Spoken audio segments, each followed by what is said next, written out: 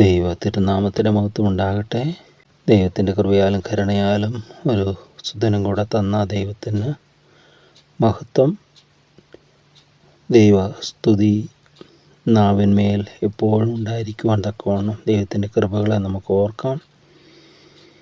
ഞാൻ എപ്പോഴും യഹോവയെ വാഴ്ത്തും, അവൻ്റെ സ്തുതി എൻ്റെ നാവിന്മേലുണ്ടായിരിക്കുമെന്ന് പറഞ്ഞ സങ്കീർത്തനക്കാരനെ പോലെ, ദാവീദിനെ പോലെ നമ്മുടെ നാവിന്മേലും ദൈവസ്തുതി, ദൈവത്തെ സ്തുതിക്കുന്ന സ്തോത്രം ചെയ്യുന്ന ഒരനുഭവം എപ്പോഴും ഉണ്ടായിരിക്കാനായിട്ട്.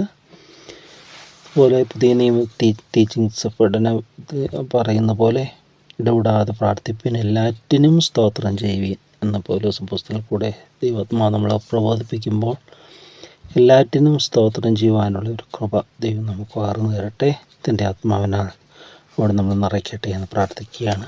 ദൈവകൃപയാൽ 101 സങ്കീർത്തനത്തിലേക്ക് പ്രവേശിച്ചു. അതിൻ്റെ ആരംഭ വാക്യങ്ങൾ നമ്മൾ മേനാൽമുഖമായി ചിന്തിച്ചു. തുടർന്നുള്ള ഭാഗങ്ങളും ദൈവകൃപയെ നമുക്ക് ആശ്രയിക്കാം. ദൈവത്തിൻ്റെ പരിശുദ്ധാത്മാവ് നമുക്ക് ആവശ്യമായിരിക്കുന്നത് പകർന്നു തരട്ടെ എന്ന് പ്രാർത്ഥിക്കുകയും ചെയ്യുന്നു. ഞാൻ ദയയെയും ന്യായത്തെയും കുറിച്ച് പാടും, യഹോവയെ ഞാൻ നിനക്ക് കീർത്തനം പാടും. ഇവിടെ ദാവീദിൻ്റെ പാട്ട് സങ്കീർത്തനങ്ങളെല്ലാം അത് കീർത്തനങ്ങളാണല്ലോ. അതിൻ്റെ ഒരു അത്ഭുത ശക്തി എന്ന് പറയുന്നത് ദാവീദിൻ്റെ ജീവിതത്തിൽ തന്നെ നമുക്ക് കാണാനായിട്ട് പറ്റും. ശൗലിന് ദുഷ്ട ആത്മാവിൻ്റെ പീഡനങ്ങൾ വരുമ്പോൾ, ദുരാത്മാവ് ശൗലിൻ്റെ മേൽ വരുമ്പോൾ അത് നീങ്ങാൻ ദാവീദ് കിന്നരമെടുത്ത് വായിക്കുമ്പോൾ അവൻ്റെ മേലുള്ള ദുരാത്മാവ് മാറിപ്പോകുമെന്ന് നമ്മൾ തിരുവെഴുത്തിൽ വായിക്കുന്നുണ്ട്. പഴയ നിയമത്തിൽ ഇങ്ങനെ ഭൂതോച്ഛോടനം എന്ന് പറയുന്ന ഇത് ഭൂതങ്ങളെ പുറത്താക്കുന്ന ആ ഒരു ഇതെന്ന് പറയുന്നത് ഈ ദാവീദിൻ്റെ സങ്കീർത്തനത്തിൽ ആ ഒരു അനുഭവത്തിൽ മാത്രമേ നമുക്ക് കാണുവാനായിട്ട് സാധിക്കുകയുള്ളൂ. പുതിയ നിയമത്തിൽ കർത്താവിൻ്റെ ശുശ്രൂഷയിൽ പലരെയും അപ്രകാരം ഭൂതഗ്രസ്തരെയൊക്കെ സൗഖ്യമാക്കിയതായിട്ട് നമ്മൾ കാണുന്നുണ്ട്. പഴയ നിയമത്തിൽ പൂർണ്ണമായും വിട്ടുപോകുന്നില്ല, അതാണ് അവിടെ കാണുന്നത്. പക്ഷേ അത് പുതിയ നിയമത്തിൽ പൂർണ്ണമായി വിട്ടുപോവുകയാണ്. അവനിൽ എന്നെ ഉപദ്രവിക്കരുത് എന്ന് പറഞ്ഞുകൊണ്ട് കർശനമായി താക്കീതൊക്കെ കൊടുത്ത് ദുരാത്മാക്കളെ പറഞ്ഞയക്കുന്നതാണ് പുതിയ നിയമത്തിലെ ശുശ്രൂഷ എന്ന് പറയുന്നത്. പഴയ നിയമത്തിൽ ഈ ഒരു സംഭവം മാത്രമേ ഉള്ളൂ. അപ്പോൾ സംഗീതത്തിൻ്റെ മാസ്മരികമായ ശക്തി, ദാവീദ് കിന്നരം വായിക്കുമ്പോൾ പകരപ്പെടുന്ന ദൈവപ്രസാദം, ദൈവകൃപ, ദൈവത്തിൻ്റെ ശക്തി, ദൈവ സാന്നിധ്യം ആ ശൗലിൻ്റെ മേലുള്ളതായ ദുരാത്മാവിനെ അകറ്റുവാൻ തക്കവണ്ണം പര്യാപ്തമായതായിരുന്നു, ശക്തിയുള്ളതായിരുന്നു. പിന്നെയും ശൗല് അതിനിടം കൊടുത്തത് കൊണ്ട് പിന്നെയും ശൗലിനെ അത് വേട്ടയാടിക്കൊണ്ടിരുന്ന് നമ്മൾ കാണുകയാണ്. അങ്ങനെ ആ ദുഷ്ടാത്മാവിൻ്റെ പ്രേരണയിലാണ് ദാവീദിനെ കൊല്ലുവാനായിട്ട് ശൗല് പലപ്പോഴും മുതിരുന്നത്. കുന്തമെറിയുന്നു, അതുപോലെ അർത്ഥങ്ങൾ ചിന്തിക്കുന്നു, അവൻ വേട്ടയാടുന്നു, ഇതെല്ലാം. എന്നാൽ ദാവീദ് വെളിപ്പെട്ട് പല കാര്യങ്ങൾ പ്രബോധിപ്പിക്കുമ്പോൾ, അയ്യോ എൻ്റെ മകനെ, ഞാൻ നിന്നോട് ഇങ്ങനെ ചെയ്തല്ലോ എന്ന് പറഞ്ഞ് അനുതാപിക്കുന്നത് പോലെയുള്ള ഒരു മനംമാറ്റം അവിടെ കാണാം. പക്ഷെ അത് സ്ഥായി ആയിട്ടുള്ളതായിരുന്നില്ല. പിന്നെയും പഴയതിലേക്ക് ശൗല് പോകുന്ന ഒരു പ്രക്രിയയാണ് നമ്മൾ കണ്ടുകൊണ്ടിരുന്നത്. പറഞ്ഞത് സംഗീതത്തിന് ഒരു അത്ഭുത ശക്തിയുണ്ട്. അത് ദൈവത്തിൻ്റെ പരിശുദ്ധാത്മാവിൻ്റെ വ്യാപാരത്താലുള്ള സംഗീത ശുശ്രൂഷകൾ ഏറ്റവും പ്രയോജനപ്രദമാണ്. നമ്മുടെ തന്നെ ജീവിതത്തിൽ ഈ സങ്കീർത്തനത്തിന്, പാട്ടുകൾക്ക്, ആത്മീയ ഗീതങ്ങൾക്ക് നമ്മൾ പ്രത്യേകമായ അതിൻ്റെ അനുഭവം നമുക്ക് ലഭിക്കുവാൻ ദൈവം ഇടയായിത്തീരും. നമ്മൾ ആ ഗീതങ്ങൾ പാടുവാനും അതിൻ്റെ ഓരോന്നിനും ചിലതിലൊക്കെ അർത്ഥങ്ങൾ ഉൾക്കൊണ്ടിട്ടുള്ളതാണ്. വളരെ ആത്മീയ അർത്ഥങ്ങൾ, ദൈവിക സത്യങ്ങളെല്ലാം ഉൾക്കൊണ്ടിട്ടുള്ളതാണ്. സമാധാനത്തിന്, ആശ്വാസത്തിന്, പ്രബോധനത്തിന് എല്ലാം ഈ സങ്കീർത്തനങ്ങൾ ഉതകും, ഈ ഗീതങ്ങൾ ഉതകും എന്നുള്ളതാണ്. തുടർന്ന് നമ്മൾ ചിന്തിച്ചു, ദാവീദിൻ്റെ ഒരു തീരുമാനം, ഞാൻ നിഷ്കളങ്ക മാർഗത്തിൽ ശ്രദ്ധ വയ്ക്കും. ഇപ്പോൾ നീ എൻ്റെ അടുക്കൽ വരും, ഞാൻ എൻ്റെ വീട്ടിൽ നിഷ്കളങ്കത്തോടെ പെരുമാറും, ഞാനൊരു നീച്ച കാര്യം എൻ്റെ കണ്ണിന് മുമ്പിൽ വയ്ക്കുകയില്ല. ക്രമം കെട്ടുകളുടെ പ്രവൃത്തി ഞാൻ വെറുക്കുന്നു. രണ്ടിൻ്റെ കുറച്ച് നമ്മൾ ചിന്തിച്ചു. മൂന്നാമത്തെ വാക്യത്തിലേക്ക്, ഞാനൊരു നീച്ച കാര്യം എൻ്റെ കണ്ണിന് മുമ്പിൽ വെക്കുകയില്ല.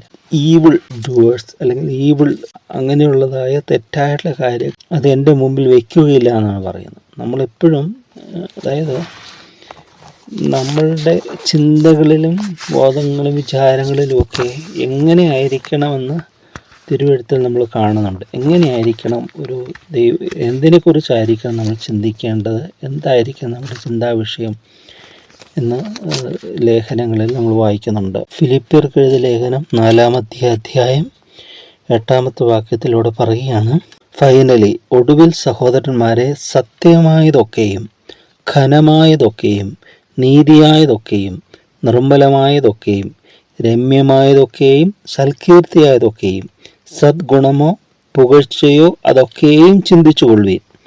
എന്നോട് പഠിച്ചും ഗ്രഹിച്ചും കേട്ടും കണ്ടുമുള്ളത് പ്രവർത്തിക്കുവിൻ. എന്നാൽ സമാധാനത്തിൻ്റെ ദൈവം നിങ്ങളോടുകൂടെ ഇരിക്കും. അപ്പം നമ്മൾ ചിന്തിക്കേണ്ടത് അവിടെ സത്യമായത്, ഘനമായത്, നീതിയായത്, നിർമ്മലമായത്, രമ്യമായത്, സൽകീർത്തിയായത്, സൽഗുണമോ പൂച്ച അതൊക്കെയും ചിന്തിച്ചോളൂ എന്ന് പറഞ്ഞത്. നല്ല കാര്യങ്ങൾ ചിന്തയിലേക്ക് വരണം. തെറ്റ് ചിന്തിച്ചാൽ ആ തെറ്റിൻ്റെ സ്വാധീനം നമ്മളിലേക്ക് വരുമെന്നാണ്. നമ്മൾ കാണുന്നതും കേൾക്കുന്നതും എല്ലാം. ഒരു പ്രാവശ്യം ഞാനൊരു സ്കൂളിൽ ചെന്നപ്പോൾ അവിടെ ഒരു ക്ലാസ്സിന് വേണ്ടി ചെന്നതാണ്. അവിടെ ചെന്ന് അതിന് തുടങ്ങുന്നതിന് മുമ്പ് ചെന്നു. അപ്പോൾ അവിടെ സാധാരണമായിട്ട് അന്ന് പഠനം അവധിയുള്ള ദിവസമാണ്. അതനുസരിച്ചാണ് അവിടെ ക്രമീകരിച്ചിരിക്കുന്നത്. ഒരു കുട്ടി നേരത്തെ വന്നിരിക്കുകയാണ്. കുട്ടി അറിയാതെ വന്നിരിക്കുക. അപ്പോൾ കുട്ടിയോട് സംസാരിച്ചപ്പോൾ കുറച്ച് കുട്ടികളൊക്കെ വന്നിട്ടുണ്ട്. അതിനെക്കുറിച്ച് അറിയാതെ അവർ വന്നതാണ്, അവധിയല്ല എന്ന് വിചാരിച്ചുകൊണ്ട് വന്നതാണ്. അപ്പോൾ അതിലൊരു കുട്ടിയോട് സംസാരിച്ചപ്പോൾ ആ കുട്ടി ബർത്ത്ഡേ ആശംസിക്കുക വേറൊരു കുട്ടിക്ക്. അപ്പോൾ ആ കുട്ടി തന്നെ ഇങ്ങോട്ട് പറയുകയാണ്, ബർത്ത്ഡേക്ക് ഇപ്പോൾ എന്ത് വേണമെന്ന് ചോദിച്ചു എന്ന്. ഉപ്പ എന്ത് വേണമെന്ന് ചോദിച്ചുകൊണ്ടേ ആ കുട്ടി പറഞ്ഞത്, എനിക്ക് തോക്ക് മതി എന്ന് പറഞ്ഞു. തോക്ക്. അപ്പോൾ ഞാൻ ചോദിച്ചു, തോക്ക് മേടിച്ചിട്ട് എന്ത് ചെയ്യാനാണ്? തോക്ക് മേടിച്ചിട്ട്. അപ്പോൾ അവൻ പറയുകയാണ്, എന്തോ ഒരു കഥാപാത്രത്തെ അവൻ പറയുകയാണ്, റോബോ എന്ന് വന്നാണ്, അവനെപ്പോലെ എല്ലാവരും അങ്ങോട്ട് വെടിവെച്ച് കൊല്ലണമെന്ന്. അപ്പോൾ ആ കുഞ്ഞു മനസ്സിൽ ഒരു 1ാം ക്ലാസ് 2ാം ക്ലാസ് ആ ഒരു ഏജിലുള്ളൊരു കുട്ടിയാണ്. ആ കുട്ടി ഇത് കണ്ട് ആ മനസ്സിൽ അതങ്ങനെ, അതിനറിയില്ല തെറ്റും ഇതും വേർതിരിച്ചറിയാൻ കഴിയുന്നില്ല. ആ ക്രൂരത, ആ ദുഷ്ടപ്രവൃത്തിയെ അത് അങ്ങനെ തന്നെ അനുകരിക്കുവാനായിട്ട് അതിൻ്റെ മനസ്സിലൊരു പ്രേരണ വരികയാണ്. ഇന്നും അങ്ങനെയാണ്. ഈ ചെറുപ്പത്തിലേ തന്നെ ഈ ക്രൂരതയിലേക്ക് തള്ളിവിടുന്ന ഒരു പ്രക്രിയ. അപ്പോൾ എന്ത് ചിന്തിക്കുന്നു അതായി തീരുമെന്ന് പറയും, എന്ത് കാണുന്നു അതായി തീരുമെന്ന് പറയും. എന്തിനെയാണോ നമ്മൾ കൂടുതൽ സ്നേഹിക്കുന്നത് അതിനോട് കമ്പം തോന്നും. ഇപ്പോൾ ചില വ്യക്തികളെ ഫാൻ അസോസിയേഷൻ എന്നൊക്കെ പറയത്തില്ലേ, അവരവരുടെ നായകന്മാരെ പോലെയാണ് അവരെ പെരുമാറുന്നതും വസ്ത്രധാരണവും എല്ലാം. അവരെപ്പോഴും ആ ഒരു ഇതിലേക്ക് ഇങ്ങനെ, ഇതെല്ലാം തെറ്റായിട്ടുള്ള ഇതാണ്. എന്നാൽ നല്ല അനുകരണങ്ങളുണ്ട്. പൗലോസ് പറയുന്നുണ്ട്, ഞാൻ ക്രിസ്തുവിൻ്റെ അനുകാരി ആയിരിക്കുന്നവർ നിങ്ങൾ എൻ്റെ അനുകാരികളായി എന്ന് പറയുകയാണ്. നമ്മൾ ആത്യന്തികമായി അനുകരിക്കേണ്ട ക്രിസ്ത്യാനി എന്ന് പറയുന്നത് ക്രിസ്തുവിനെ അനുഗമിക്കുന്നവരാണ്, ഫോളോവേഴ്സ് ഓഫ് ക്രൈസ്റ്റ്. ക്രിസ്തുവിനെ അനുകരിക്കുന്നവരാണ്. പക്ഷെ ക്രിസ്തുകാരാണെന്ന് പോലും അറിയാത്ത ഒരു ക്രിസ്തീയ സമൂഹമായി, നാമധേയ ക്രിസ്തീയ സമൂഹമായി മാറിയിട്ടില്ല. എന്നാൽ യേശുവിനെ അറിഞ്ഞ് ദൈവത്തിൻ്റെ വഴികൾ സഞ്ചരിക്കാൻ സാധിക്കണം. ഇന്ന് പലപ്പോഴും അവരോട് ചോദിക്കുമ്പോൾ ഈ ഇതെല്ലാം സിനിമകളിലെല്ലാം പല കാര്യം ഓരോരുത്തരുടെ സ്റ്റാറ്റസൊക്കെ ഇടുമ്പോഴൊക്കെ കാണുന്നുണ്ട്. അവർ ഈ പ്രണയ ഇതും അതിനകത്തൊക്കെ അവർ പറയുന്ന ഡയലോഗ്സ് ഭയങ്കരമാണ്. ഈ ഷോർട്സിലൊക്കെ ഇങ്ങനെ കാണുമ്പോൾ ചിലരുടെ ഇതിലൊക്കെ സ്റ്റാറ്റസിൽ കാണും, ഭയങ്കരതാണ്. പ്രേമത്തിൻ്റെ വാക്കുകളാണ് ഭാര്യ ഭർത്താവ്. അവർ യഥാർത്ഥ ഭാര്യ ഭർത്താക്കന്മാരല്ല. അത് മനസ്സിലാക്കുന്നില്ല. അത് ആർട്ടിഫിഷ്യലാണ്, അത് അഭിനയമാണെന്നുള്ള കാര്യം ഇവർ ചിന്തിക്കുന്നില്ല. അവരതുപോലെ അത് അനുകരിക്കാനാണ് ശ്രമിക്കുക അവരുടെ പ്രാക്ടിക്കൽ ലൈഫിൽ. പക്ഷേ പരാജയമാകുകയാണ്. അവർ സാധിക്കുകയില്ല അവർക്ക്. കാരണം ഇത് അഭിനയിക്കുന്നവരുടെ ജീവിതത്തിൽ തന്നെ they are failures in there family life. അവരുടെ ജീവിതത്തിൽ തന്നെ ആ ഒരു സ്ഥായിയായ ഭാര്യാഭർത്തൃ സ്നേഹമോ ഊഷ്മളതയോ ഒന്നും ഇല്ലാത്തവരാണ് ഇതിങ്ങനെ അഭിനയിക്കുന്നത്. ഞാൻ പറഞ്ഞതിൻ്റെ നമ്മൾ എന്തിനെ അനുകരിക്കുന്നു നമ്മൾ ചിന്തിക്കുക. എന്ത് കാണുന്നു? നമ്മൾ സന്മാർഗത്തിന് വേണ്ടി ആ സന്മാർഗ ജീവിതത്തിൽ പരാജയപ്പെട്ടവരുടെ വാക്കുകളാണോ നമ്മൾ കേൾക്കുന്നത്? അതിൽ ജയം വരിച്ചവരുടെ ചരിത്രങ്ങളെല്ലാം നമ്മൾ കാണേണ്ടത്, ജയം വരിച്ചവരെയല്ല നമ്മൾ നോക്കേണ്ടത്. അപ്പോൾ എന്ത് നോക്കുന്നു? ഇവിടെ പറയും, ഞാൻ എൻ്റെ ഒരു നീചകാര്യം എൻ്റെ കണ്ണിന് മുമ്പിൽ വെക്കുകയില്ല എന്ന് പറഞ്ഞാൽ ഒരു ദോഷകരമായൊരു കാര്യം അത് നമ്മുടെ മുമ്പിൽ നമ്മളത് ഫോളോ ചെയ്യരുത്, അത് നമ്മൾ അത് ചിന്തിക്കരുത്, അത് നോക്കരുത്, അതിനെ അനുധാവനം ചെയ്യരുത്. അതിനെ നമ്മൾ കാണേണ്ടി വന്നാൽ അതിനോട് റെസിസ്റ്റിങ് മെൻറ്റാലിറ്റി, അതിനെതിർത്ത് നിൽക്കുന്ന, ദുഷ്ടതയോട് എതിർത്ത് നിൽക്കുന്ന ഒരു മനോഭാവം. നമ്മൾ സാധാരണ പറയും, പാപത്തെ വെറുക്കുകയും പാവിയെ സ്നേഹിക്കുകയും ചെയ്യുന്ന ദൈവം എന്ന് പറയും. ഇത് തന്നെ നമ്മളിലുള്ള തിന്മയൊരിക്കലും നമ്മൾ താലോലിക്കാതെ തിന്മയാണെന്ന് കണ്ട് അതിനോട് എതിർത്ത് നിൽക്കാനായിട്ട് നന്മയെ നമുക്ക് ആശ്ലേഷിക്കുവാനായിട്ട് നമുക്ക് സാധിക്കണം. അവിടെ പറയും, ഞാനൊരു നീചകാരൻ്റെ കണ്ണുമുമ്പിൽ വെക്കുകയില്ല, ക്രമം കെട്ടവരുടെ പ്രവൃത്തിയെ ഞാൻ വെറുക്കുന്നു, അതെന്നോട് ചേർന്ന് പറ്റുകയില്ല. ക്രമം കെട്ടവരുടെ ഡിസോബീഡിയൻസ്, അല്ലെങ്കിൽ ഒരു ക്രമമില്ല, ജീവിതത്തിന് തന്നെ ഒരു ക്രമമില്ല, റൊട്ടീനില്ല എന്ന് പറഞ്ഞാൽ, ഒരു ടൈം ടേബിൾ എന്ന് പറഞ്ഞാൽ ആരെങ്കിലും വരച്ചു വെച്ച് ഇതല്ല, ജീവിതത്തിനൊരു ക്രമം, ഒരു തമിഴിലൊക്കെ പറയും ഒളുങ്കെന്നൊക്കെ പറയും, അതിന് തന്നെ പറയുന്ന പറഞ്ഞാൽ ഒരു ക്രമം ഉണ്ടായിരിക്കുന്ന ഒരു ജീവിതം, കുത്തഴിഞ്ഞ ജീവിതമല്ല, റെഗുലാരിറ്റീസ് ഇല്ലാത്ത ഒരു ജീവിതമല്ല. അതിനൊരു ക്രമമുണ്ട് ജീവിതത്തിന്, ഒരു താളാത്മകമായ ഒരു ക്രമം. ഇതൊക്കെ ദൈവത്തിൻ്റെ പരിശുദ്ധാത്മാവ് നമ്മളിൽ പ്രവർത്തിക്കുമ്പോൾ നമുക്ക് ലഭിക്കുന്ന അനുഗ്രഹങ്ങളാണ്. നമുക്കില്ലാത്തതും ദൈവം നമുക്ക് തരുന്നതുമായ സവിശേഷമായ അനുഗ്രഹങ്ങളാണ്. അത് നന്മയുടേതുണ്ട്, തിന്മയുടേതായിട്ടുണ്ട്. തിന്മയുടെ ജീവിക്കുന്നതിൽ അവർക്കൊരു ക്രമമുണ്ട്, പലതും അവർ നിഷ്ഠയോടെ ചെയ്യുന്ന പല നിഷ്ഠകളുണ്ട്. ഇപ്പോൾ ബോഡി ബിൽഡേഴ്സ്, അവർ നിഷ്ഠയോടെ ചെയ്യുന്ന ചില എക്സസൈസൊക്കെ ഉണ്ട്. എന്ന് പറഞ്ഞ പോലെ നമ്മുടെ ജീവിതത്തിൽ നന്മയ്ക്കായിട്ടുള്ള ഒരു ജീവിതമാണെങ്കിൽ, ദൈവത്തോടു കൂടിയാണെങ്കിൽ അതിനുള്ള ക്രമം, പ്രാർത്ഥനയും ദൈവത്തോടുള്ള സമയം ചെലവഴിക്കലും, ആത്മീയ കാര്യങ്ങളെ ധ്യാനിക്കാനും വായിക്കാനും, അതിനൊക്കെ നമ്മൾ സമയം കണ്ടെത്താനായിട്ട് സാധിക്കണം. ഇതൊക്കെ ഈ ലോക ജീവിതത്തിൽ വിജയം നേടിയവർക്കെല്ലാം 24 മണിക്കൂറേ ഉണ്ടായിരുന്നുള്ളൂ, അല്ലേ? ഇപ്പം സമയമെന്ന് പറയുന്നത് എല്ലാവർക്കും ഒരേപോലെയാണ്. അതെങ്ങനെ നമ്മൾ വിനിയോഗിക്കുന്നുള്ളതിനനുസരിച്ചാണ്. ദൈവകൃപയിൽ ചാരുമെങ്കിൽ, ദൈവത്തിൽ ആശ്രയിക്കുമെങ്കിൽ ശരിക്കും സമയം തക്കത്തിൽ വിനിയോഗിക്കാൻ തിരുവൻ നമ്മളെ പ്രബോധിപ്പിക്കുക. പ്രിയമുള്ളവരെ, ദുഷ്കാലമാകിയാൽ സമയം തക്കത്തിൽ വിനിയോഗിക്കുക. അപ്പോൾ സമയം തക്കത്തിൽ വിനിയോഗിക്കാനായിട്ട് സാധിക്കണം. ഇവിടെ പറയുകയാണ്, ക്രമം കെട്ടവരുടെ പ്രവൃത്തി ഞാൻ വെറുക്കുന്നു, അതെന്നോട് ചേർന്ന് പറ്റുകയില്ല. വക്രഹൃദയമെന്നോട് അകന്നിരിക്കും, ദുഷ്ടതയെ ഞാൻ അറിയുകയില്ല. വക്രഹൃദയം നേരെയുള്ളതായ ഹൃദയമല്ല. അപ്പോസ്തല പ്രവൃത്തികൾ പുതിയ നിയമ സഭ ആരംഭിക്കുമ്പോൾ തന്നെ അതിൻ്റെ പെന്തിക്കോസ്തിയുടെ ദിവസം പൗത്രോസ് അപ്പോസ്തലൻ ആദ്യത്തെ പ്രസംഗത്തിൽ തന്നെ പറയുന്നൊരു സംഭവമുണ്ട്. അപ്പോസ്തല പ്രവൃത്തികൾ 2-ാമത്തെ അധ്യായം അതിൻ്റെ 40-ാമത്തെ വാക്യത്തിലാണ് പറഞ്ഞത്. മറ്റു പല വാക്കുകളാലും അവൻ സാക്ഷ്യം പറഞ്ഞവരെ പ്രബോധിപ്പിച്ചു, ഈ വക്രതയുള്ള തലമുറയിൽ നിന്ന് രക്ഷിക്കപ്പെടുവീൻ എന്ന് പറഞ്ഞു.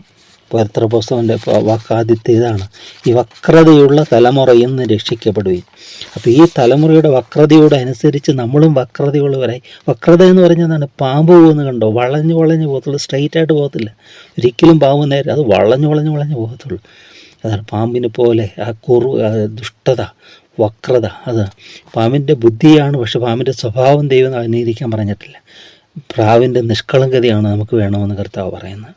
ഒന്ന് പറയാണ്, വക്രഹൃദയം കർത്താവെ എനിക്കൊരു പുതിയ ഹൃദയം തരണമേ, ദുഷ്ടഹൃദയം എന്ന് മാറ്റണം, സ്റ്റോണി ഹാർട്ട് കല്ലായുള്ള ഹൃദയം മാറ്റണം, മാംസളമായുള്ള ഹൃദയം തരണം, എൻ്റെ ഹൃദയത്തെ വിശുദ്ധീകരിക്കണമേ. പരിശുദ്ധാത്മാവിൻ്റെ ആവാസത്താൽ നമ്മുടെ ദുഷ്ടതകളും തിന്മകളെല്ലാം മാറി എപ്പോഴും നമ്മൾ ഒരു ദയയുള്ള ഒരു ഹൃദയം, എപ്പോഴും, അതായത് ഈ തിന്മകൾ കണ്ട് കല്ലിച്ചു പോയൊരു ഹൃദയമാകരുത്. ഇന്നൊക്കെ മനുഷ്യൻ ഈ രക്തച്ചൊരിച്ചിന് കൊടുക്കാൻ ഒരു മടിയുമില്ല, എല്ലാം കേട്ട് മനുഷ്യർ തരംപിടിച്ചു. എന്നാൽ പണ്ടൊക്കെ ഈ ടി-വിയുടെ ഈ സ്വാധീനമൊക്കെ വരുന്നതിന് മുമ്പ് എവിടെയെങ്കിലും ഒരു അപകടം, ഒരു ആൾ തല്ലി എന്ന് പറയുമ്പോൾ തന്നെ നമുക്ക് പേടി, അയ്യോ ഒരു വഴക്ക് നടക്കുമ്പോൾ തന്നെ നമുക്ക് പേടിയാണ്. ഇന്ന് അങ്ങനെയൊന്നുമില്ല. ഇതെല്ലാം കൊല്ലയും കൊല്ലിവെപ്പും എല്ലാം ഇങ്ങനെ വർദ്ധിച്ചു വരികയാണ്. നടുവിൽ നമുക്ക് ദൈവോന്മുഖമായി ജീവിക്കാം, നമ്മുടെ ഹൃദയങ്ങൾ ദൈവം സമർപ്പിക്കാം. പരിശുദ്ധാത്മാവായ ദൈവം നമ്മളിൽ ആവസിക്കട്ടെ, നമ്മളിൽ അധിവസിക്കട്ടെ. നമ്മളിൽ ഡ്വെല്ലിങ് ആൻഡ് ഇൻഡ്വെല്ലിങ് എന്ന് പറയും.